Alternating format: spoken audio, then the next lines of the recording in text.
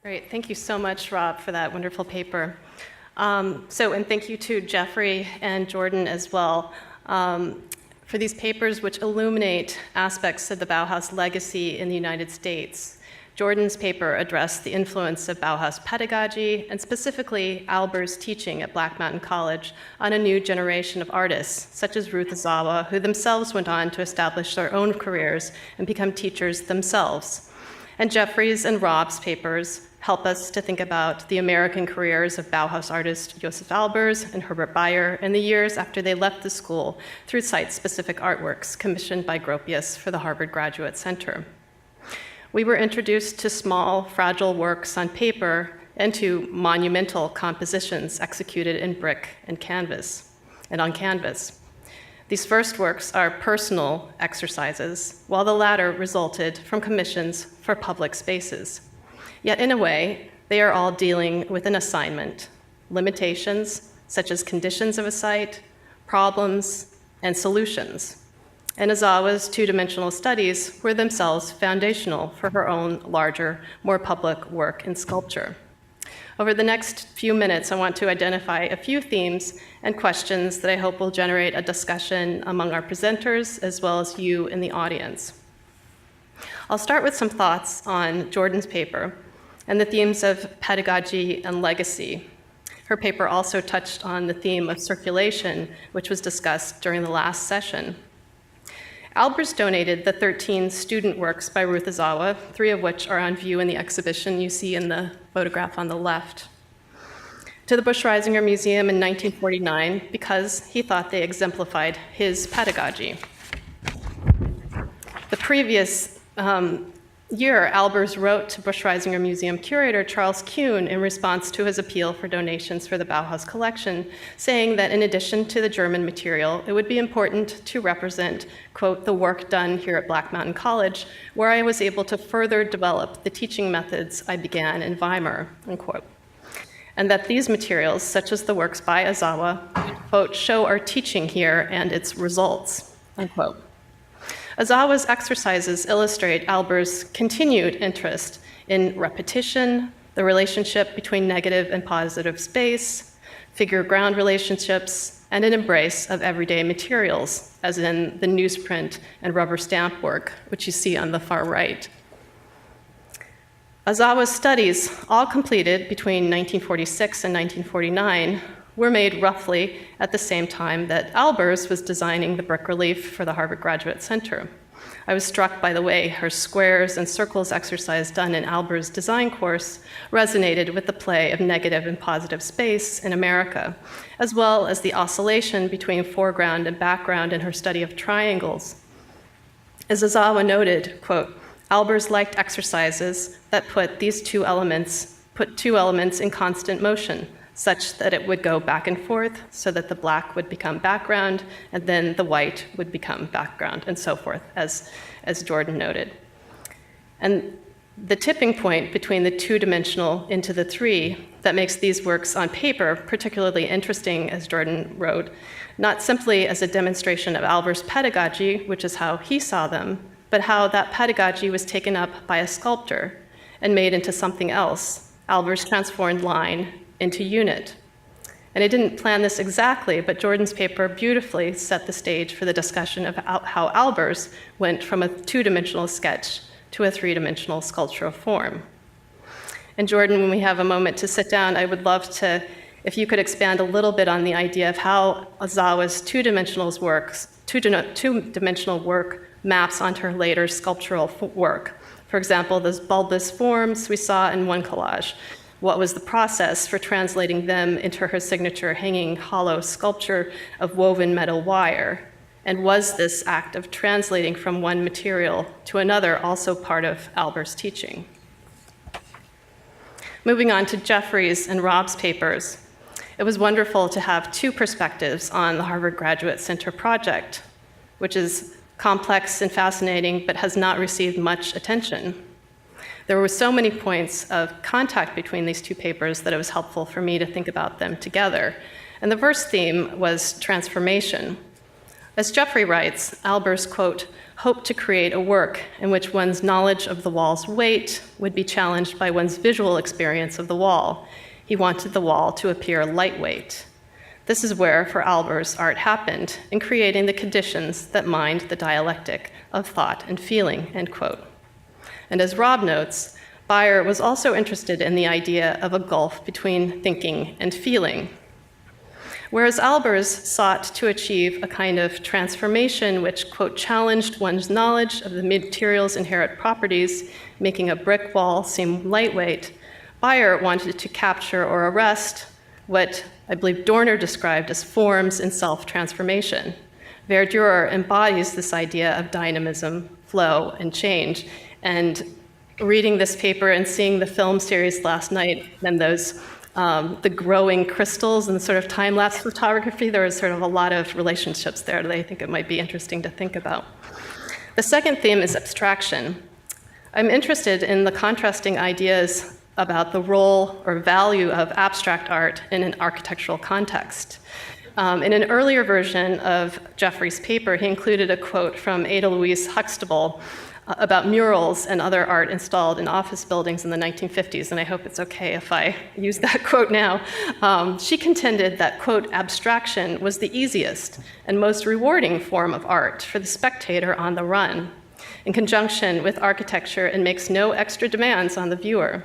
Rather, it calls forth the most direct and primary reactions in the shortest amount of time, at the most spontaneous emotional level. Abstraction, unquote, abstraction in an architectural context could be a bland but safe bet, or, as Siegfried Gideon perceived it, a, quote, courageous experiment. Huxtable's criticism was aimed at abstract work that seemed to play a passive, decorative role, whereas Albers and Beyer saw their works of having a more active, and in this context, educational function. Albers hoped to combine the combination of the pale brick and dark voids would create a dramatic spatial effect, despite the wall's physical flatness.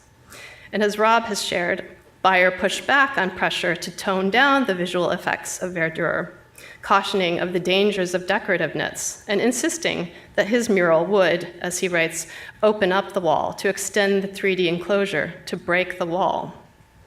Beyer later wrote to Busch-Reisinger Museum curator Charles Kuhn, who was organizing an exhibition of work by the artists involved in the recently completed Harvard Graduate Center, saying, I think your idea is a very good one. The Harvard Art Project will most certainly raise interest and controversy, and the follow-up will do much for the understanding of the artworks in the new Commons building. In a Christian Science Monitor review of the show with the headline Decorative Art at Cambridge, reported that, quote, the artists engaged by the Architects Collaborative use idioms of visual communication, which are new and sometimes strange and possibly bewildering. They do not submit to easy definition, for two contrasting procedures seem to converge. There are the functionalist principles of concise, impersonal, and useful design, and the expressionistic indulgence in personal, instinctive, and mystical utterance. So finally, I'd like to think about the idea of success in relation to these works. Jeffrey writes about Albers that Albers considered America a failure in terms of what he hoped to achieve, or at least disappointing. Yet it was a productive exercise within his larger practice. It served as a learning experience. For subsequent projects, Albers employed sculptural sketches in wood in order to test lighting effects in advance. And I wondered, did Beyer consider verdure successful? Even if it was controversial, misunderstood, or bewildering, wasn't that part of the plan? And I think in an earlier draft, Rob referred to it as guerrilla education. Is there a way to assess whether Gropius's program of contemporary art was successful in helping students become visually literate? And finally, what do we think of this site-specific work outside of its original context? How does it change, and how does it work? So these are just a few ideas to start the conversation amongst our speakers, whom I hope will have questions for each other, and then we will open it up to questions from the audience. So I'd like to invite our speakers to join me on the stage here.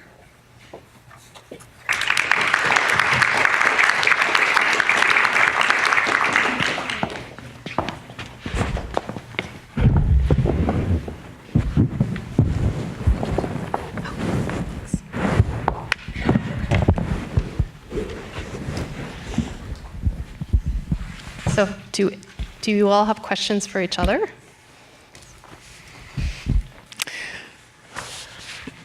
I had a question that's just, you had already raised it, but given Jordan for the beautiful drawings you show that seem to prefigure sculpture in some ways, that, in Asawa, I think somewhere else she talked about doing her wire sculptures as drawing in space, and these, the bulbous forms you mentioned. I mean, you talked very beautifully about how her drawing and sculpture practice interrelates. Do you embrace the one-to-one formal rhyming between them, or do you resist that? Is that an artifact of something in particular, or do you see them as just... Yeah, I think maybe the overlap is more interesting when you think about the way she's using transparency, the way she's using line, but also transparency, and the delineation of volume without mass in those sculptures. And it's hard because we're not showing the sculptures, but she's using a very thin gauge wire in this loop structure that she then, it first creates a kind of plane, but then that, as she continues to loop over and over and over again, the issue of repetition again, then she'll curve it into all these shapes, and sometimes they're quite large, over life size or about the size of a human body, hanging. So transparency is really interesting. I think that's definitely coming out of a dialogue with Albers, and the notion of approaching art as a process of design, where it's not about a discourse of artistic originality or genius, or getting back to Albers' very fundamental program of that. What he's teaching these students is to think about the structure of how things are put together, and what you do with that visually. And that's coming from a very different place beginning than his contemporaries at the time. So yeah, I see that as more interesting to think about how she's thinking about sculpture and drawing together than necessarily the shape. And then I also thought it would, and I'm really glad you showed this slide, that it's really interesting to bring Annie Albers into the conversation. Because, and especially with this phrase, the danger of the decorative. And if the danger of the decorative is moving away from the structural and the architectural, then she really was able to achieve that much better than Bayer, and even to some extent Josef Albers. I mean, but of course, so much so that the work wasn't even recognizable anymore as art, right? She wasn't included in that exhibition. This was, right. Yeah. And so Annie Albers was commissioned to provide textiles for the Harvard Graduate Center project, the bedspread, but also wall dividers and curtains. But she wasn't included in the exhibition of the artists of the Harvard Graduate Center as these other figures were, but she did contribute, Yeah. I mean, she seems to have escaped the danger of the decorative much more than when you look at the Bayer, for example.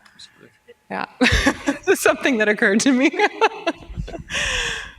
Oh. But it was a boys' party back then anyway.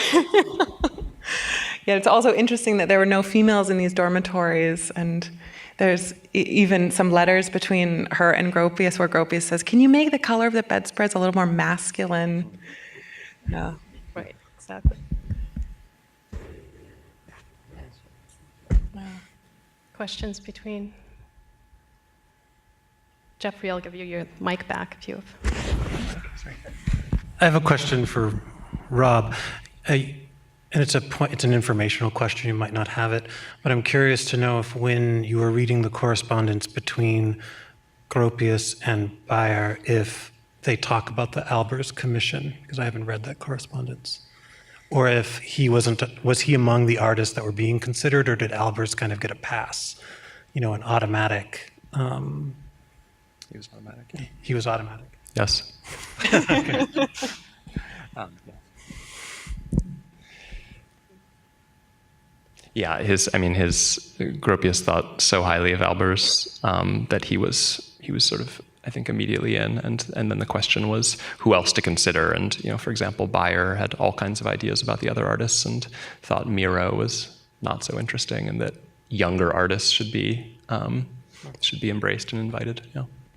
I had one question for Jeffrey, the role of the fabricator in Joseph's America, and maybe also interesting in the cinema too, because when it seemed like for Joseph, the role of the fabricator was always really important, going back to his early work in glass, when this very important fabricator in Weimar, Germany, who had also done commissions for the Kaiser, the Gedenkniskirche, that he this is where he first gets the idea to work with sandblasted glass techniques.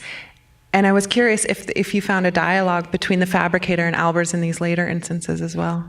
With respect to America, definitely, he gave the mason, I guess, very, very detailed instructions about how to, because he did, we forget that Albers was trained in design and designed furniture and had a vast knowledge of structure. And he designed the wall so that the wall would not fall down. So he did communicate very clearly through Gropius, or through the firm, to the mason. We know virtually nothing about the cinema design. They're barely even, that's the only known photograph of it, for instance. And there's one or two letters that exist between Albers and Goldberg, where he is laying out the specifications for how the glass should be manufactured, but not, we have no details about who did it or how that took place. Yeah, because it seems like in another similar commission for the St. Abbott's Chapel at St. John, is it St. John's? In Minnesota, where he is working with this photosensitive glass. Yeah, it's Corning glass. Right, an invention of Corning glass, and they probably introduced him to it, right? They absolutely did. Yeah, that's interesting. He was using photosensitive glass so that he could create visual variation on one piece of glass, rather than having to piece different colors of glass together. It was actually a military project initially that Corning had developed, and then Albers utilized it for his design for that window in the chapel. Just one question for you, because you mentioned that the brick reliefs were categorized as architecture. And I wanted to ask about that designation, and given, for any Bauhäusler who's not practicing as an architect, there may be some sort of anxiety about who is or is not an architect. And I've heard Albers referred to as a aspire, like he would aspire toward architecture personally, and that he, and Bayer himself at various points in the 1960s, his letterhead designated him as an architect, and then he redesigned his letterhead at different times. And he was, but I was curious how, because of Albers thought so much of his work was not instrumental to architecture, but preliminary and foundational to, at what point did he see fit to actually call it architecture? If he did, or whether that's a subsequent designation. Yeah, my understanding is that it's a subsequent, it's largely a subsequent designation, and it's rather loose, because I think that one thing that I noticed in doing the research for this paper is that almost all of the objects or works that are so-called architectural works, they all engage some kind of liminal space.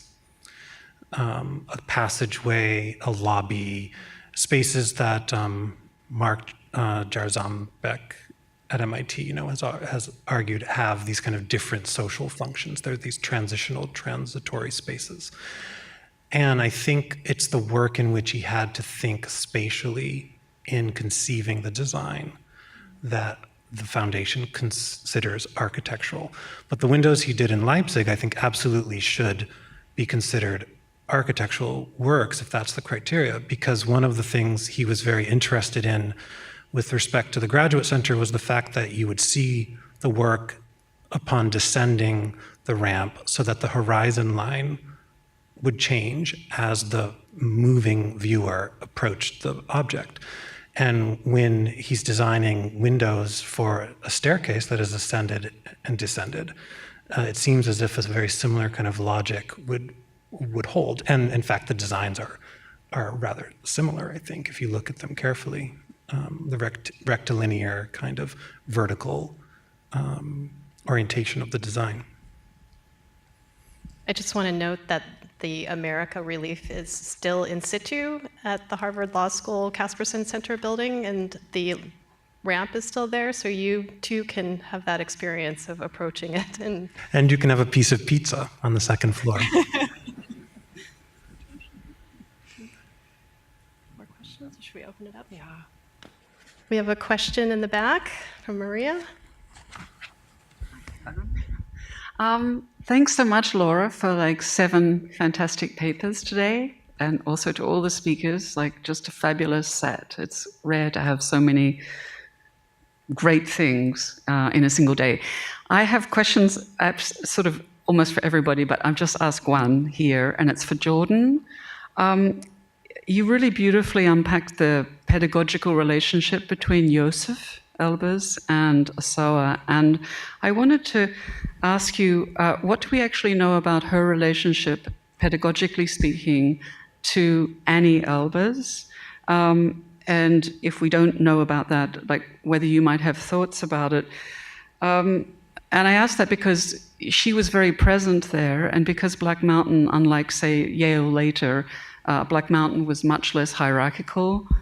I'm assuming that she was very much present and part of the collective life there. So I was thinking about this because of actually the photograph that Laura chose here, where you have this exquisite Black Mountain period wool textile work, weaving on the left by Annie Albers, and then in the depth in the right is one of Asawa's rubber stamp drawings. That's double sheet, right? It's a bit hard, yeah. So when you think about it like those, what's really distinctive about the rubber stamp drawings, or prints if you want to call them, on newspaper, is that the stamping fills up almost the entirety of the sheet without remainder. And in this one in particular, it's a sort of horizontal vertical. And you were saying similar things about the BMC one that you showed in your talk. And in some ways, that precisely relates to the warp and weft of the weaving loom and the horizontality and the verticality of the construction, actually, of her weavings. So I was wondering if you could maybe there's another relationship here, or what would it be like to talk about Black Mountain with Annie Albers as the key interlocutor? I don't know anything about that exactly, but I figured you might. Yeah, I wanted it to be Annie Albers and not Josef Albers that she works with at Black Mountain College. But she takes all the courses, she takes the 2 courses first with Josef in her very first semester in the summer session, and then they're gone in Mexico for 1.5 years. And then she takes courses with other people, including Merce Cunningham, interestingly enough, at dance. And then he returns and she takes 1 year, again, with courses with him. And this is on her Black Mountain transcript, so there's no courses with Annie on her transcript. But what Asawa does later is she will collect different gauges of wire and different kinds of wire, and she will paste them to paper in comparing them in ways that remind me of how Annie approached thread and studies of the tactility of thread and how you could combine these kinds of materials in different ways. That made me think that there may have been an informal dialogue at Black Mountain College. And also Ruth Asawa went to Mexico in 1947 when Annie and Josef were there, and we know that they took her around, including to see mural paintings. So the Mexican muralists. So they already had a very close relationship there. And Mexico is also where Asawa says she started this technique of looping wire in ways that this historiography has called it crocheting. and has made analogies to textile making. It's actually looping. It's not technically the warp and weft. It's not technically weaving, and then of course in later years there's a huge correspondence between Asawa and Annie, so much so that Annie even recommends her to the Tamarin lithography workshop to do a 2-month residency there. And Josef did it first, Annie got one as well, and then recommends to June Wayne that Ruth does one too. So, Can I add?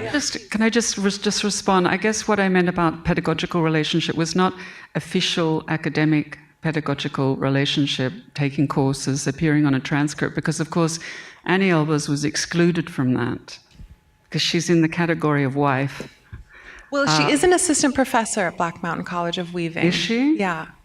Okay, because that's not really... Not at Yale, of course. Yeah, so I guess it's like...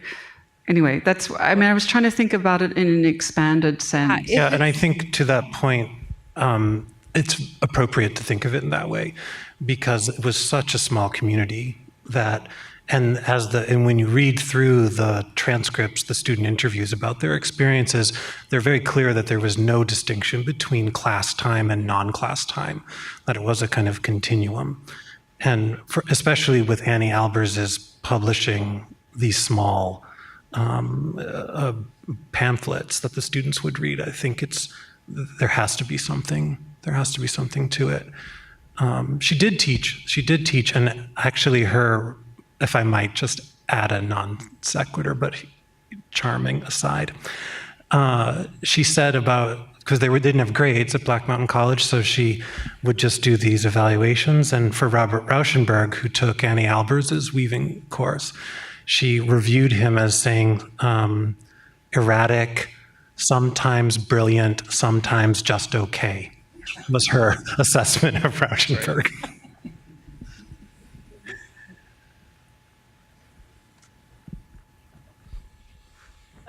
Cameron? Yeah.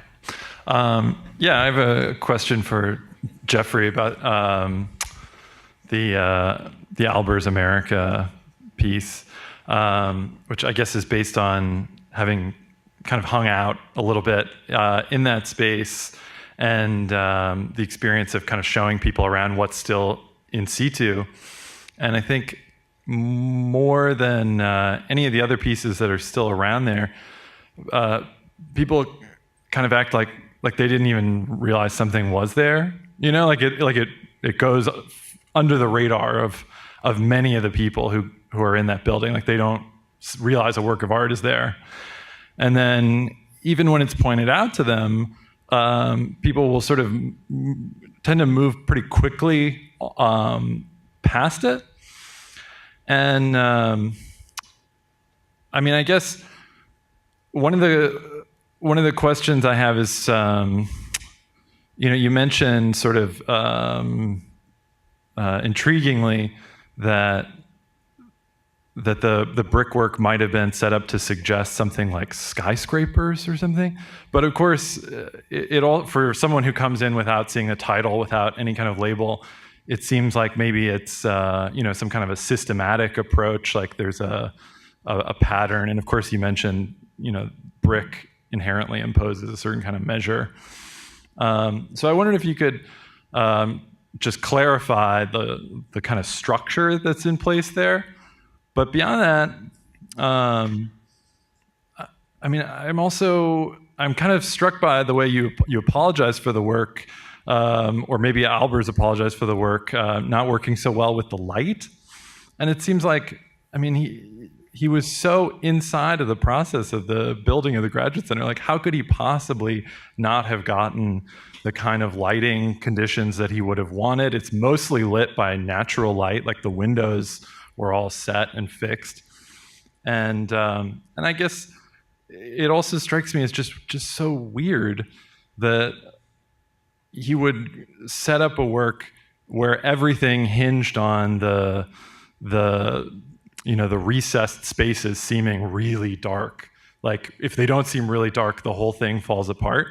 I wonder if you could just comment on that. And then lastly, I'm sorry, this is a little bit disorganized, but the title America, which also strikes me and strikes most people, I think, when they go to look at it, as promising something really big and sort of feeling like a mismatch that you look at it and you're like, I mean, it should be such a huge topic for Albers, right? Like, this is his adopted homeland.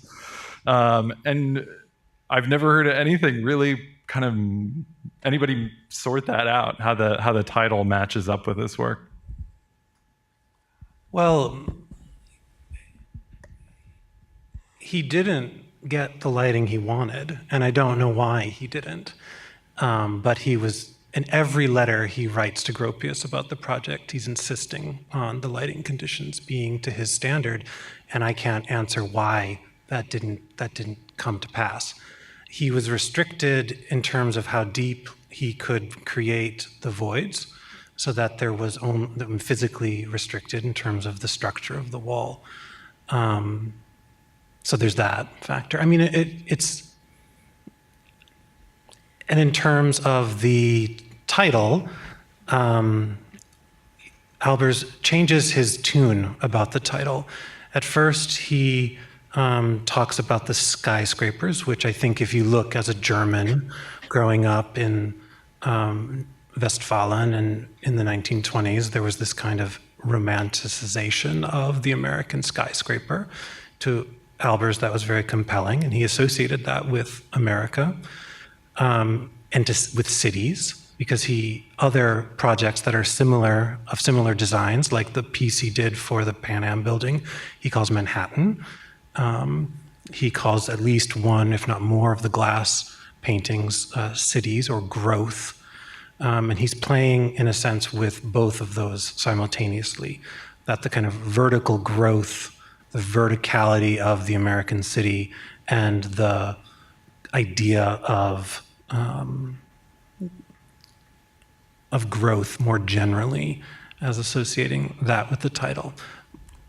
I can't say much more about that. I mean, it's not, I really just don't think it's not very successful. Like, he tried, and he hadn't figured out yet how to translate his vision into a form that would be architectural.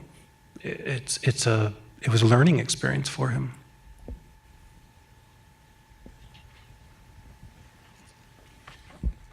Charlotte?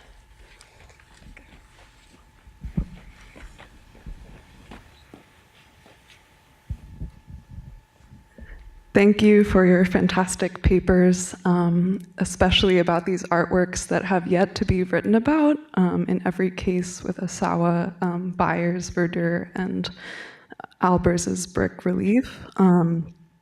Because we've already been talking about the brick relief, I wanted to talk a bit more about how it may have been successful and challenge your reading. It is one of the few artworks that remained in the building, uncovered, kind of in this subtle way, ignored but preserved. And also to ask you, Jeffrey, if you've thought about the fireplace and its significance in relation to the material of the brick that was used.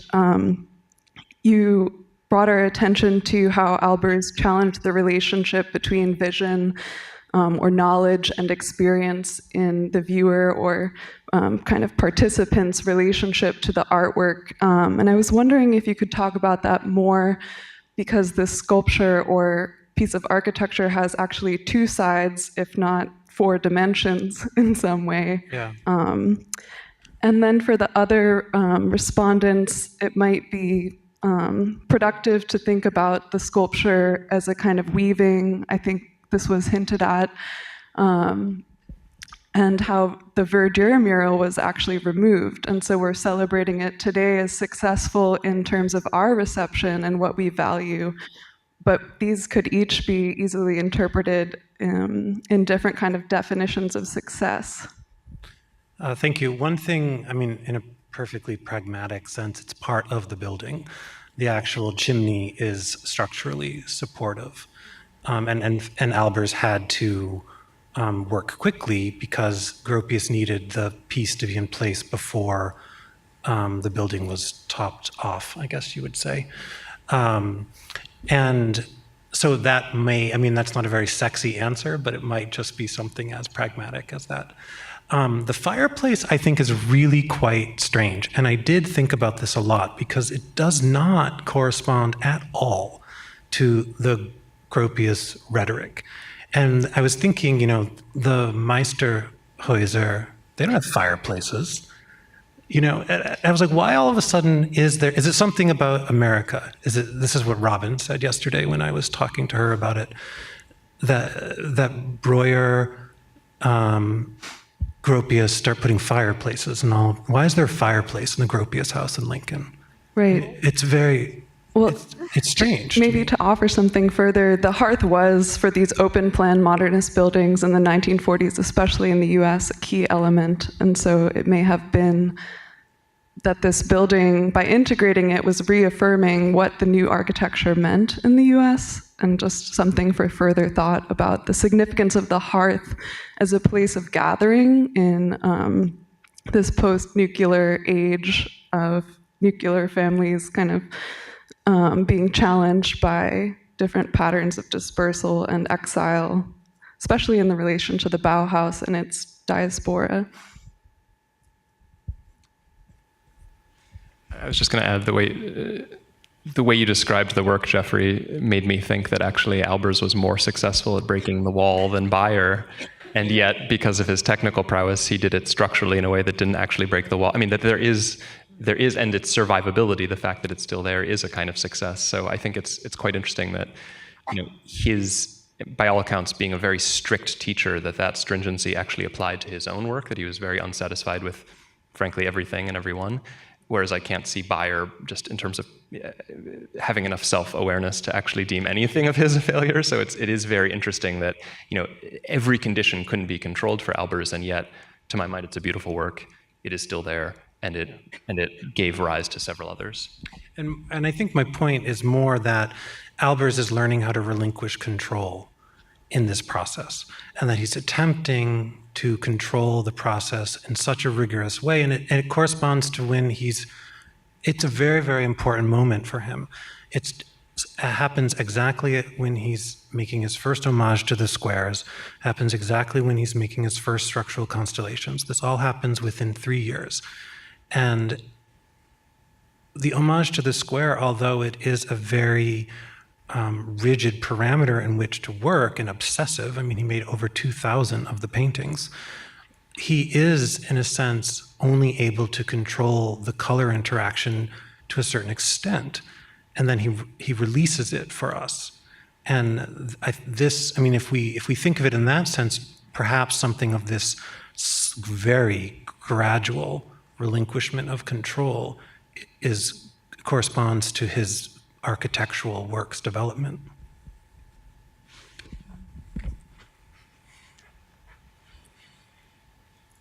Laura Fromm.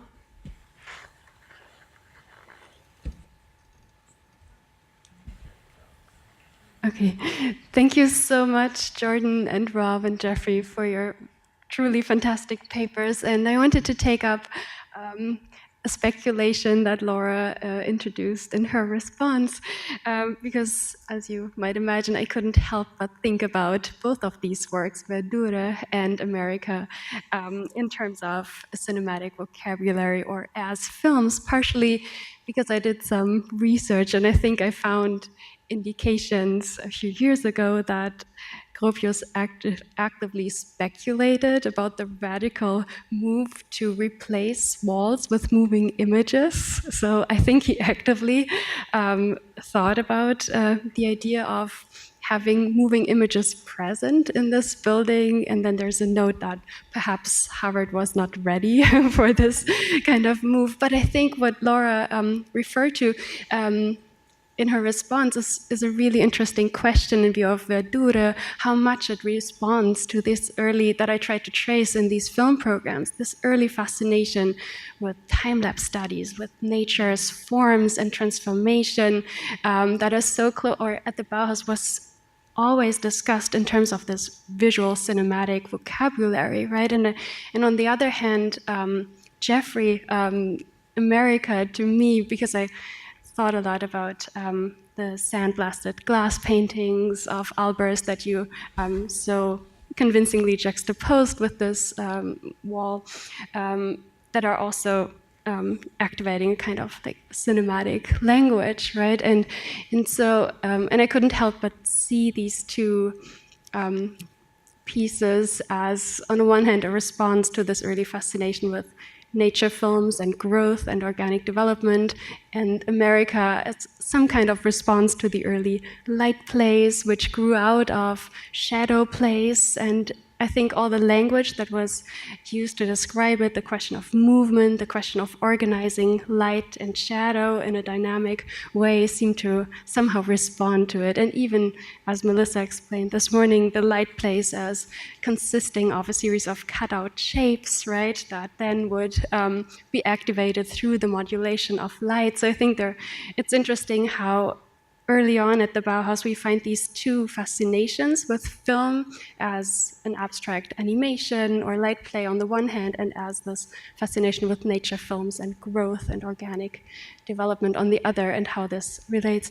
I'm also thinking about how this language that these films activate starts to morph into an architectural vocabulary in the 20s. So Marcel Breuer, after one of the biggest film evenings that they have that shows the flower miracle that we showed in the first program, starts to talk about his architectural designs, his furniture designs, as a mode of growing into a space as a human being or a plant. So there's a kind of integration of these, of the ideas that these films evoke into an architectural vocabulary. And later on, he thinks about creating an architectural space that would bring these moving light plays and sliding colored panels into an architectural form. So I think there's a way in which, these early films morph into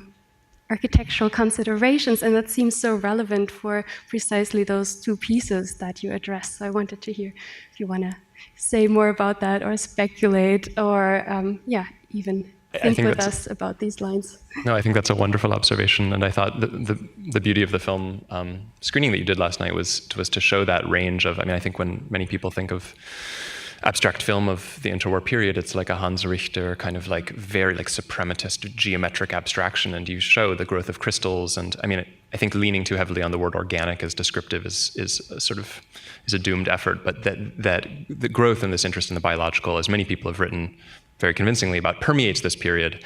I think for me, it's interesting for Bayer how it takes on a different valence around mid-century and this dawning environmental awareness. And this is something that I think he is really right around this period. And yet he will, after 1953, he'll switch from mountains and convolutions. He'll kind of exhaust that motif and go into full-on abstraction, but become much more involved with environmental art. Anyway, to your film question, I agree. And as you know from, the masters, I've speculated on why Bayer didn't indulge in film, because his descriptions of the ideal exhibition are so filmic, and he employs elements of film. And I would venture the guess that in some ways he wants, at least for exhibition design, that he wanted interactive elements that made people feel. His exhibition designs for the Building Workers Union, it looks like a children's museum for all of the things you can pull and move and so on, and yet they're extremely choreographed, they're extremely controlling. He wanted you to be moved without conscious compulsion. So it's a really forceful and yet with the illusion of agency kind of experience. So in some ways, it's curious that he didn't venture into film, but in other ways, I think with his exhibition design, he thought, maybe this interactive space would be even more compelling than a propaganda film. So, but as for painting, yes, I think there's a lot of that's filmic about it. Yeah.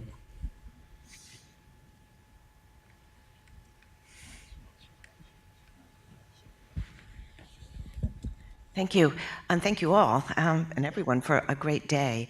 I hope Jeffrey can talk a little bit more about this insertion. We're pushing Jeffrey a lot. This insertion of a distinctly urban, very powerfully vertical homage to a rectangle in America, in this environment that TAC has really designed to be horizontal with the land, part of a smaller community, we might say, of scholars, which is, even though a large complex for Harvard.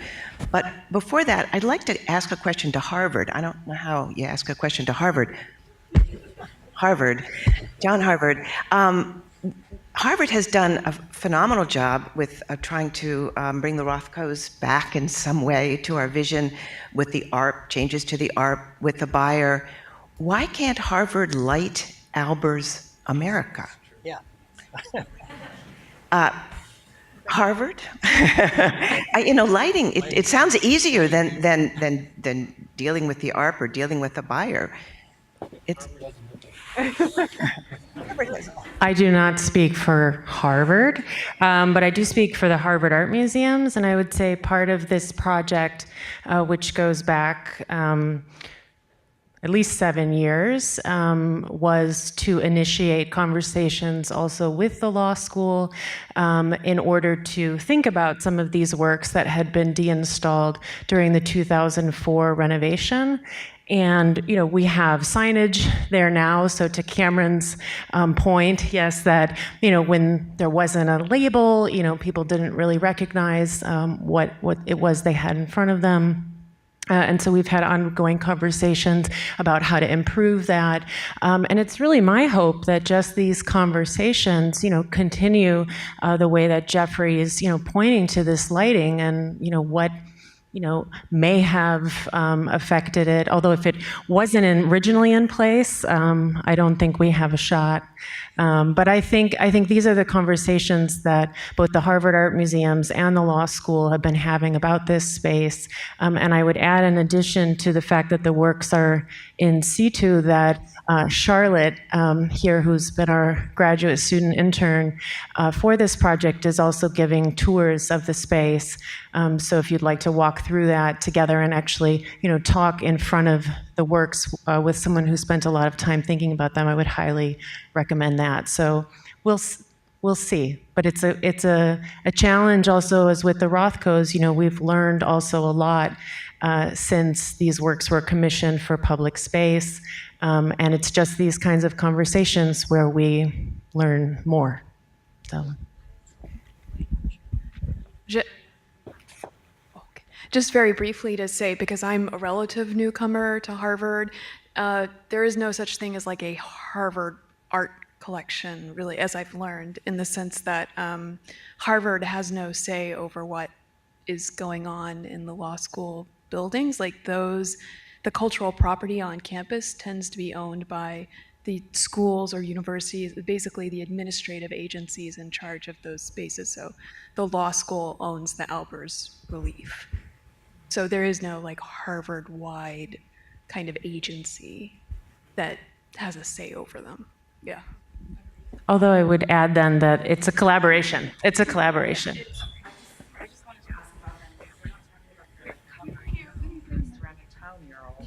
I mean, why did that happen? Do you know more about that? Sorry, Rob or anyone, why that mural is still covered? And is there any plan to uncover it? These things were made specifically for these spaces, and I'm a big believer in leaving them there because they were, made for it, right? So what's going on? I don't know, but I hope that our conversation today will help. There is more to say on that. We did have lengthy conversations with the law school, and in the end, the decision was made that because in the 2004 renovation, those panels were put on to manage the acoustics of that space. So as you saw in Jeffrey's aerial shot from 2012, of course, there was a building built as an extension of the TAC complex, and apparently with that building, which now opens up into that space, acoustics within the TAC building became an issue. So that's where we landed for 2019. Again, it's an ongoing conversation.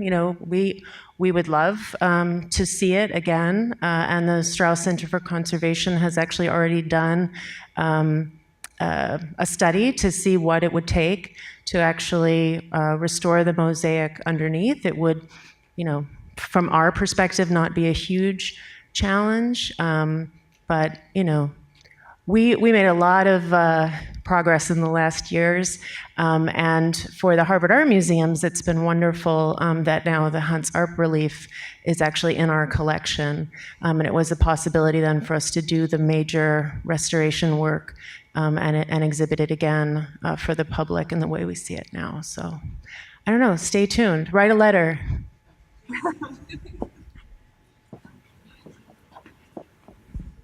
Do we have any other questions from the audience?